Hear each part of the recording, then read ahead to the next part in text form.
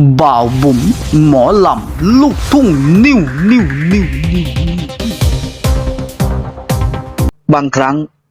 คนเราก็ไม่รู้ตัวหรอกนะครับว่าเบื้องหลังรอยยิ้มที่สวยที่สุดของใครบางคนอาจซ่อนความเงียบเหงาและความโดดเดี่ยวไว้มากแค่ไหนและในความเป็นจริงของพี่อุ๊งอิงเองก็เช่นกันสาวน้อยที่ทั้งเก่งทั้งดังทั้งสวยแต่หลังเวทีเธอกลับเป็นเด็กผู้หญิงธรรมดาคนหนึ่งที่แทบไม่มีเพื่อนวัยเดียวกันให้คุยให้หัวเราะหรือแบ่งปันความสุขเล็กๆแบบวัยรุ่นเหมือนคนอื่นจนกระทั่งน้องวันใหม่ก้าวเข้ามาในวงและสิ่งที่เกิดขึ้นหลังจากนั้นมันไม่ใช่แค่ภาพสองสาวเดินคุยเล่นกันแต่มันคือความสุขที่อุ๋งอิ๋งขาดหายไปนานที่ถูกเติมเต็มอย่างอ่อนโยนที่สุดวันนี้ผมจะพาคุณไปรู้จักความสัมพันธ์สุดอบอุ่นของสองพี่น้องที่ฟ้าส่งมาเจอกันและทำให้พี่อุ๋งอิ๋งได้มีรอยยิ้มแบบเดิมอีกครั้งสวัสดีครับพี่น้องแฟนเพลงแฟนหมอลำทุกท่านวันนี้บ่าวบุ๋มหมอลำลูกทุ่งนิวจะนำพาทุกท่านมาชมบรรยากาศความน่ารักระหว่างพี่กับน้องพี่อุ๋งอิ๋งน้องวันใหม่การมาของน้องวันใหม่เหมือนลมอบอุ่นที่พัดเข้ามาในวงก่อนหน้านี้น้องอุ๋งอิ๋งแทบไม่ค่อยมีเพื่อนวัยเดียวกันให้คุยให้เล่นด้วยชีวิตหลังเวทีเธอจะอยู่กับพ่อแม่และ FC เป็นส่วนใหญ่จนบางทีความเหงาก็แอบสะกิดหัวใจเธออยู่ลึกๆโดยไม่มีใครรู้วันใหม่เข้ามาเหมือนมีเพื่อนที่เข้าใจกันโดยไม่ต้องพูดเยอะเพียงไม่นานหลังเข้าวงน้องวันใหม่ก็เข้ากับอุ๋งอิ๋งได้อย่างรวดเร็วสายตาน้ำเสียงและรอยยิ้มของทั้งคู่เวลาอยู่ด้วยกันมันบอกได้เลยว่าทั้งสองต่างรู้สึกสบายใจที่มีอีกคนอยู่ข้างๆเวลาที่เคยเงียบหลังเวทีกลายเป็นเสียงหัวเราะจากเดิมน้องอุ๋งอิ๋งลงเวทีมาก็มักอยู่เงียบๆหรือคุยกับผู้ใหญ่แต่ทุกวันนี้มีน้องวันใหม่คอยพูดคอยแซวคอยแชร์เรื่องราวเล็กๆแบบเด็กวัยเดียวกันนี่แหละความสุขที่อุ๋งอิ๋งเคยขาดไปนานวันใหม่เติมเต็มบทบาทน้องสาวตัวจริงที่น้องอุ๋งอิ๋งไม่เคยมีวันใหม่ทั้งเคารพทั้งรักทั้งเอ็นดูพี่อุ๋งอิ๋งทำให้น้องอุ๋งอิ๋งกลายเป็นพี่สาวที่มีใครสักคนให้คอยดูแลและในขณะเดียวกันก็มีคนคอยดูแลใจเธอด้วยความสดใสของวันใหม่เท่ากับพลังงานบวกของอุ๋งอิ๋งช่วงที่เหนื่อยๆจากเวที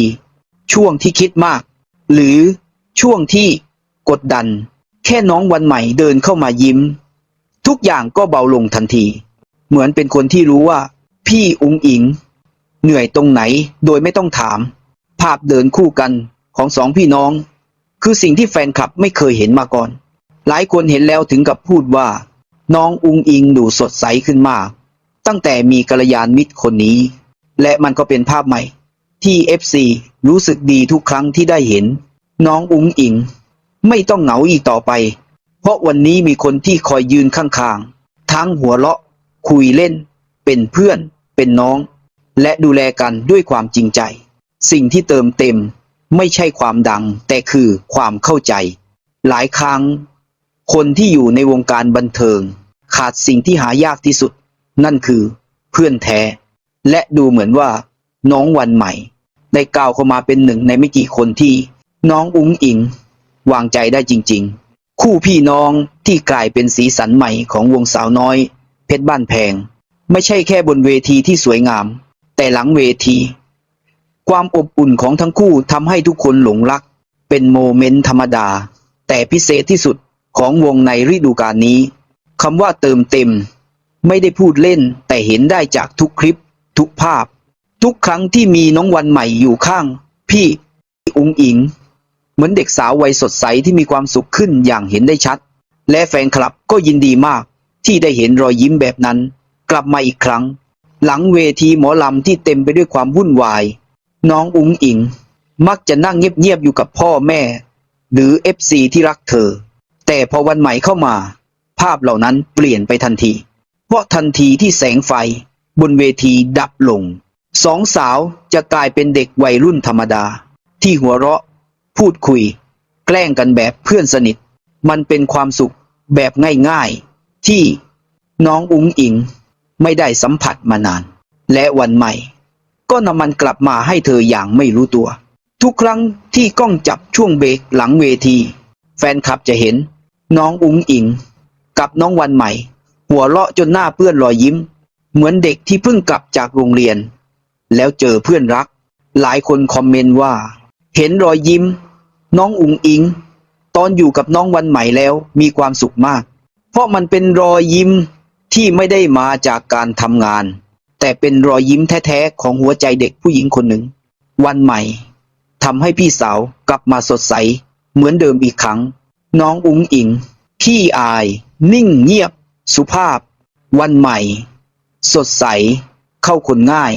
พูดจาขำหาเป็นธรรมชาติฟังดูเหมือนต่างกันสุดขั้วแต่พอคนสองคนนี้อยู่ด้วยกันกลับกลายเป็นพลังงานที่ลงตัวที่สุดน้องวันใหม่ดึงความสดใสของพี่อุ๋งอิงออกมาในขณะที่พี่อุ๋งอิงก็ทำให้น้องวันใหม่ดูเรียบร้อยอ่อนหวานขึ้นเหมือนสองคนมาเติมเต็มสิ่งที่อีกฝ่ายไม่มีอย่างพอดีแม้จะเพิ่งเข้าวงในฤดูกาลนี้แต่วันใหม่กลับกลายเป็นน้องสาวที่น้องอุ๋งอิงไว้ใจที่สุดไม่ว่าตอนไหนเตรียมตัวแต่งหน้ารอขึ้นเวทีหรือพักหลังเวทีน้องอุ๋งอิงจะมีวันใหม่อยู่ใกล้ๆเสมอทั้งคู่เหมือนคนที่รู้สึกสบายใจเมื่อได้อยู่ด้วยกันไม่ต้องพยายามไม่ต้องเสแสร้งเป็นตัวเองได้เต็มที่ที่สุดนี่คือความผูกพันที่เกิดขึ้นแบบธรรมชาติและสวยงามมากสำหรับคนดูสิ่งที่ทำให้ FC ประทับใจที่สุดคือแม้จะเพิ่งรู้จักกันไม่นานแต่ความผูกพันของสองสาวนั้นแน่นแฟ้นจนสัมผัสได้วันใหม่ไม่เคยทำให้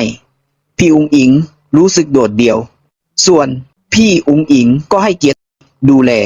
และเอ็นดูวันใหม่เหมือนน้องแท้ๆในโลกของหมอลำที่เต็มไปด้วยการแข่งขันการมีคนน่ารักแบบวันใหม่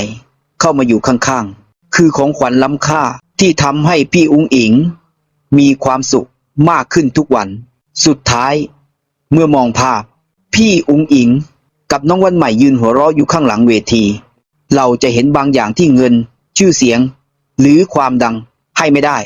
นั่นคือความสุขจากคนที่เข้าใจกันจริงๆวันใหม่เข้ามาในช่วงเวลาที่พี่อุ๋งอิงต้องการเพื่อนต้องการคนที่พูดคุยได้โดยไม่ต้องปรุงแต่งต้องการเสียงหัวเราะที่ทำให้หัวใจอบอุ่นขึ้นอีกนิดและน้องอุ๋งอิงก็เป็นพี่สาวที่มอบความรักความเอ็นดูและพื้นที่ปลอดภัยเล็กๆให้วันใหม่ได้ยืนอยู่ด้วยความภูมิใจสองคนนี้ไม่ต้องมีคำพูดมากมายแค่การมองตาการยิ้มให้กันหรือ